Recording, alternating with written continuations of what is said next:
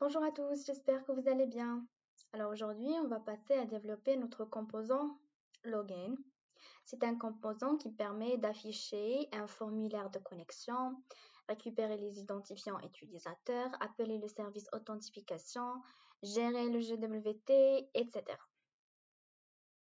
Donc, voilà, le composant, bien la classe login, doit être décoré avec celui-là, @components, pour dire que cette classe est un composant Angular.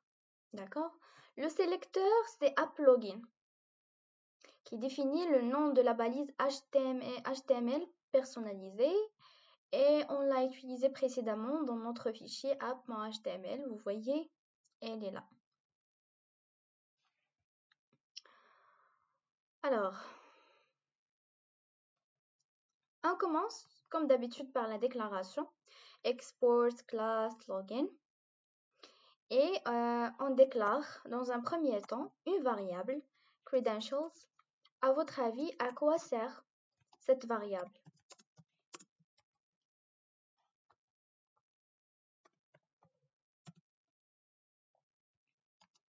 Email. On va l'initialiser avec une chaîne de caractères vide. Password égale. Je vous ai posé la question, à quoi sert cette variable? Alors, ça sert à stocker les données saisies par l'utilisateur. On va par la suite le lier au formulaire via ngModel. Je pense que vous avez vu quelque part ce mot-là. On va l'utiliser par la suite. La structure, pour la structure, on a l'email, une chaîne vide au départ, et password également, une chaîne vide au départ. Pourquoi on n'a pas fait comme ça, initialiser l'email comme ça, et le password comme ça, séparément? On peut faire ça, mais on a utilisé credentials pour avoir un seul objet. Ça marche. J'ai dit pour avoir un seul objet et pour qu'il soit facile à envoyer au backend.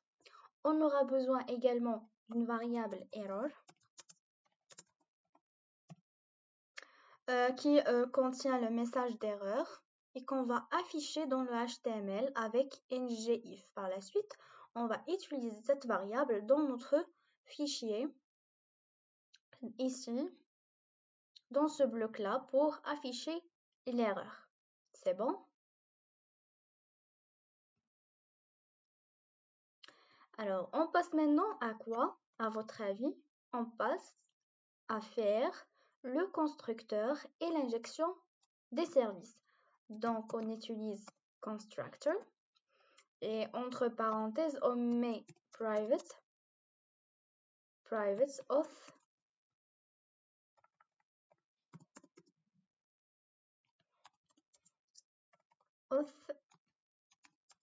service auth private router.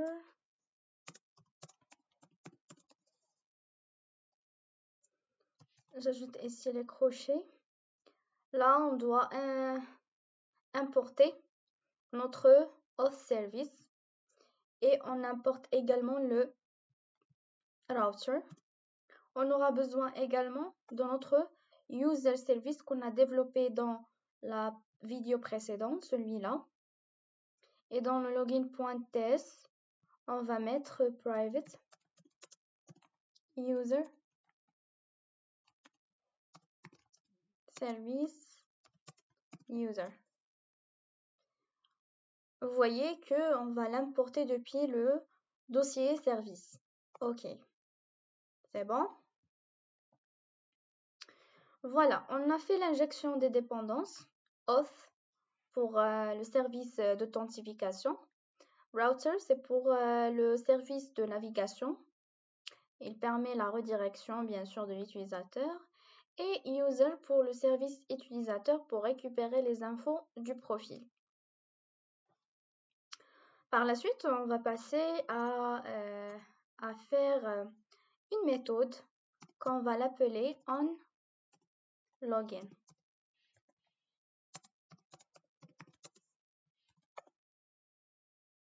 Et cette méthode, on va l'utiliser dans login.html. Il sera déclenché à ce niveau-là pour le formulaire.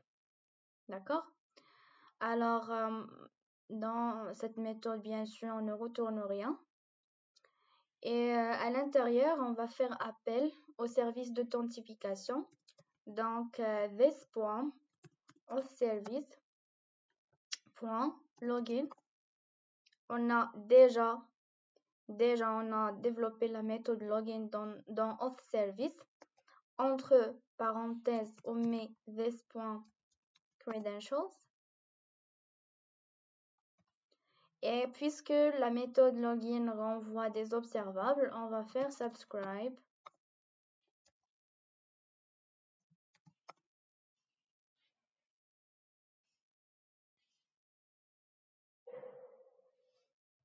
Par la suite, donc subscribe, c'est pour consommer les observables. Et à l'intérieur, on aura deux blocs. Le premier bloc, c'est pour le succès. Le deuxième bloc, c'est pour l'échec. On commence par le premier bloc qui est en relation avec le succès. Next. La réponse retournée. Réponse, ça contient la réponse du backend. Ça peut renvoyer un token comme on a déjà vu. Et lorsqu'on va faire le login, le backend va nous envoyer un token. Et qu'est-ce qu'on va faire avec ce token qui est dans response? On doit le stocker. Et déjà, on a dans authService une méthode qui s'appelle saveToken. Et comme argument, on met response.token. Pour récupérer le token, le donner à la méthode saveToken et l'authService va s'occuper pour sauvegarder ce token. Par la suite, qu'est-ce qu'on peut faire? On peut donc dans le login. Dans le login, on peut stocker l'email de l'utilisateur qui va se connecter dans le navigateur. Comment faire ça? C'est pas je veux dire dans le local storage. Local storage, on a une méthode setItem. La clé c'est email et la valeur sera credentials.email. Déjà credentials, il est là et on accède à l'email et on le stocke dans le local storage. Pourquoi on fait ça? Juste pour se rappeler de l'utilisateur qui est actuellement connecté, de son email. C'est pas trop sécurisé, mais juste pour que vous puissiez avoir cette habitude de manipuler le local storage. D'accord? Par la suite, on peut récupérer le profil de l'utilisateur parce que le profil contient pas mal d'informations autres que l'email. Mais nous, dans ce cas, seulement on simplifie les choses et on explique en détail des trucs comme ça pour que vous puissiez utiliser ça dans vos projets qui peuvent être parfois compliqués. Donc là, l'objectif, c'est de comprendre comment manipuler des trucs comme le local storage, comme les observables, comme l'injection de dépendance, des choses comme ça. Vous comprenez? Par la suite, je veux par exemple maintenant je veux récupérer le profil. Comment je peux faire? J'ai déjà une méthode qui s'appelle getProfile dans authService. getProfile. Donc, je peux l'utiliser. Là, je mets userService.getProfile. Et puisque ça renvoie un observable, je mets .subscribe.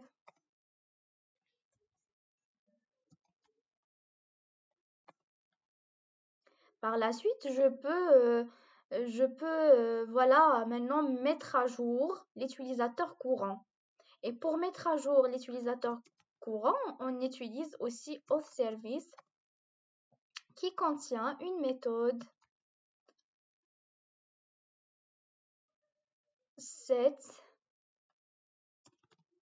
setCurrent. Mais où est le problème ici?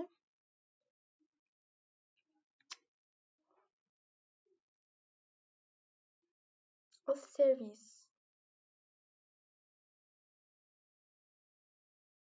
Non.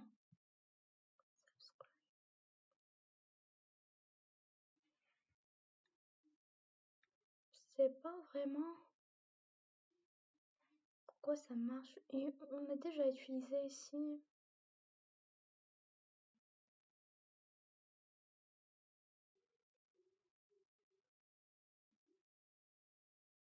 Donnez-moi juste une minute pour que je puisse voir quelle est l'erreur ici. Je ne veux pas laisser ça en train d'enregistrer. Ah oui, bien sûr. Je viens de découvrir J'ai oublié ici de faire comme ça ici le user qui sera retourné. Par exemple ici user.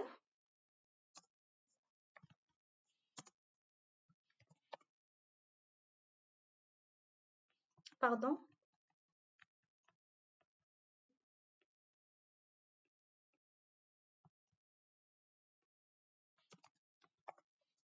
Next user. Et là, on peut faire appel à this authService .setCurrentUser et on met à jour l'utilisateur courant avec user.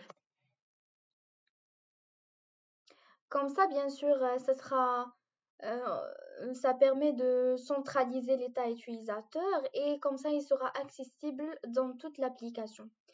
Et par la suite, lorsqu'on va faire tout ça, il nous reste seulement de rediriger l'utilisateur vers une page profil qui permet d'afficher toutes les informations qu'on peut afficher, bien sûr, de l'utilisateur connecté en utilisant le router avec Navigate. Et là, on utilise /profile.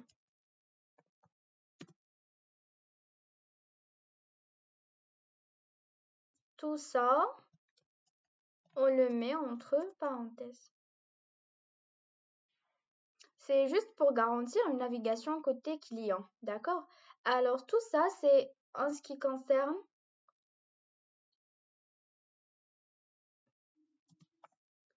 le bloc de succès. Maintenant, pour le bloc de l'échec, on fait error,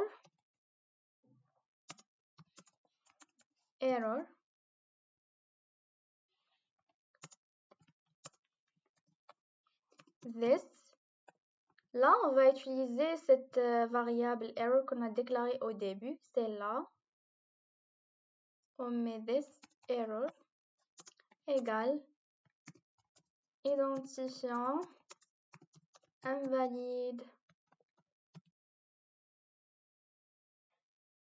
Son rôle, c'est juste capturer les erreurs HTTP.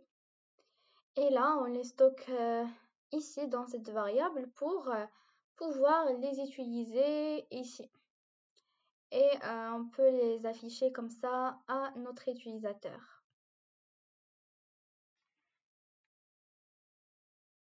Alors, donc maintenant, je peux vous expliquer qu'est-ce qu'on a fait en bref. L'utilisateur, lorsqu'il va remplir le formulaire ici dans le formulaire de connexion, La méthode onLogin, celle-là qu'on a développée maintenant, celle-là sera déclenchée une fois l'utilisateur clique sur Submit. C'est bon? Après, on envoie les identifiants. On envoie les identifiants. Vous voyez, lorsqu'il va remplir ces informations, ils seront stockés à ce niveau-là. Et nous, on va les envoyer à ce niveau-là. Et le host service va faire sa fonction et il va nous envoyer un GWT. Nous, on va le stocker côté client et on récupère le profil et on fait une mise à jour de l'état global à ce niveau-là. Ensuite, on fait la redirection. D'accord? Voilà. Ce composant login, il orchestre, on peut dire orchestre, toute la logique d'authentification côté front-end. Et comme vous pouvez remarquer, il a interagi avec plusieurs services. Il a géré les observables. Il a aussi stocké le token, récupéré le profil utilisateur et redirigé l'utilisateur après une connexion réussie. Je sais qu'on a fait pas mal de choses à ce niveau-là, mais comme ça, vous pouvez apprendre plusieurs choses dans une seule vidéo. Voilà, je pense que je vais m'arrêter à ce niveau-là et à la prochaine.